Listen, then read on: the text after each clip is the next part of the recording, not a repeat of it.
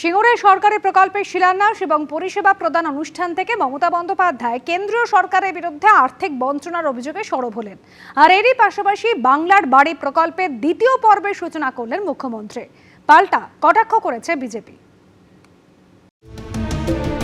প্রায় 4 বছর পর সিঙ্গুরে পা রাখলেন মমতা বন্দ্যোপাধ্যায়।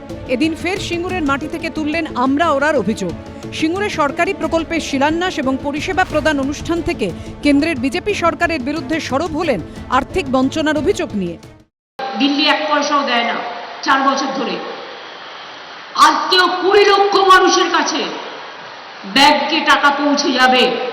এনডিএ সরকার 2014 থেকে 2023-এর 31 মার্চ পর্যন্ত 30,000 কোটি টাকা দিয়েছে প্রধানমন্ত্রী আবাস যোজনায়। সিঙ্গুরে সরকারি অনুষ্ঠান থেকে এদিন বাংলার বাড়ি প্রকল্পের দ্বিতীয় পর্বের সূচনা করলেন মুখ্যমন্ত্রী। 2022 সালে প্রধানমন্ত্রী আবাস যোজনা প্রকল্পে মোট 28 লক্ষ আবেদনকারীর নাম কেন্দ্রীয় সরকারের কাছে পাঠিয়েছিল রাজ্য সরকার। যদিও সেই তালিকায় দুর্নীতি স্বজন পোষণ নিয়ে নানা অভিযোগ ওঠে। তদন্তে আসে একের পর এক কেন্দ্রীয় কমিটি।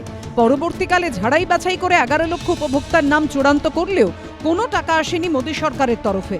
এই অবস্থায় বাংলার বাড়ি প্রকল্প চালু করেন মমতা বন্দ্যোপাধ্যায়। রাজ্য সরকারের বাংলার বাড়ি প্রকল্পে 2 দফায় 1,20,000 টাকা দেওয়া হয়। বাংলার বাড়ি আগেও আমরা 1 কোটি করে দিয়েছি। কিছুদিন আগে 12 লক্ষ দিয়েছি পরিবারকে। দিল্লি 1 পয়সাও দেয় না 4 বছর ধরে। আজকেও 20 লক্ষ মানুষের কাছে ব্যাংকে টাকা পৌঁছে যাবে। তার মানে সংখ্যাটা 32 লক্ষ হয়ে গেল এই 2 মাসের মধ্যে। যারা বাড়ির টাকা ব্যাংকে পেয়ে যাবেন ব্যাংকের থ্রুতে, সঙ্গে সঙ্গে বাড়িতে ইট পুঁততে শুরু করবেন। পশ্চিমবাংলায় যেভাবে বালি চুরি হচ্ছে, যেভাবে সিমেন্ট রডের দাম বেড়েছে, আমরা 1,20,000 টাকা বা 60,000 টাকায় কোনো বাড়ি হয় না। যারা প্রকৃত প্রাপক বিজেপিকে আনুন। প্রধানমন্ত্রী আবাস যোজনার 1,25,000-এর সাথে সাথে একটা আধুনিক অর্থাৎ 2 কামরার বাড়ি, প্রধানমন্ত্রী স্বচ্ছ ভারতের শৌচালয়, প্রধানমন্ত্রী সূর্য ঘরের প্রতি বাড়ি 80,000 টাকা করে সোলার প্লেট, এপ্রিল মাসে যে সরকার আপনারা আনতে চলেছেন আমরা সেটা দেব। সামনে বিধানসভা ভোট, তার আগে প্রকল্প নিয়ে তুঙ্গের সংঘাত। আশাবুল হোসেন ও শিবাশিস মৌলিকের রিপোর্ট, এবিপি আনন্দ। মুখ্যমন্ত্রী সিঙ্গুরে সভার দিন ফের একবার রাজ্য রাজনীতিতে উঠে এলো মমতা বন্দ্যোপাধ্যায়ের 26 দিনের অনশন প্রসঙ্গ। তারই সঙ্গে আরও একবার প্রসঙ্গ উঠল যেখানে রাজনাথ সিং এর উপস্থিতির কথা, যার উত্তর দিলেন শুভেন্দু অধিকারী। সিঙ্গুরে দাঁড়িয়ে এদিন 26 দিনের অনশনের প্রসঙ্গ তুললেন মমতা বন্দ্যোপাধ্যায়। সিঙ্গুরে রতন টাটার কারখানা ঘোষণা, রাজ্যবাসীর শিল্পের স্বপ্ন দেখা, একটু একটু করে কারখানা তৈরি হতে শুরু করা, কিন্তু আচমকাই সব স্তব্ধ। সৌজন্যে টাটাদের কারখানা বিরোধী আন্দোলন।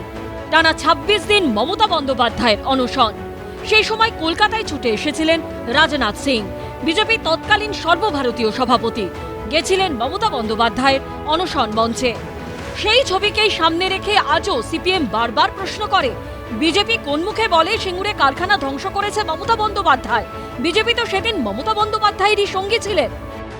সিঙ্গুরের বিষয়ে হঠাৎ ঝাঁপিয়ে পড়েছে বিজেপি, অথচ সবাই জানেন ওই ছবিটা তো সবার মনে আছে। মুখ্যমন্ত্রী এবং রাজনাথ সিং ফুসফুস করছেন বাংলাকে ধ্বংস করার প্রকল্প, তাতে তৃণমূলের সঙ্গী ছিল বরাবর বিজেপি, সবাই জানে। এবং কদিন আগে মোদিজি এসছেন, তার আগে বিজেপি বলতে শুরু করলো উনি একেবারে শিল্প নিয়ে এসে হাজির হবেন। মোদিজি একটা শব্দ উচ্চারণ করলেন না, মোদিজি একটা শব্দ উচ্চারণ করতে পারলেন না, অথচ ওরাই বলছিল শিল্প টিল্প ইত্যাদি ইত্যাদি হবে। এখন আবার ঝাঁপিয়ে পড়েছেন কি বলার জন্য? সেই সময় রাজনাথ সিং এর কলকাতায় আসার, মমতা বন্দ্যোপাধ্যায়ের অনশন মঞ্চে যাবার সাফাই দিয়েছেন শুভেন্দু অধিকারী। সেই সময় তিনি তৃণমূলে ছিলেন, এখন বিজেপিতে।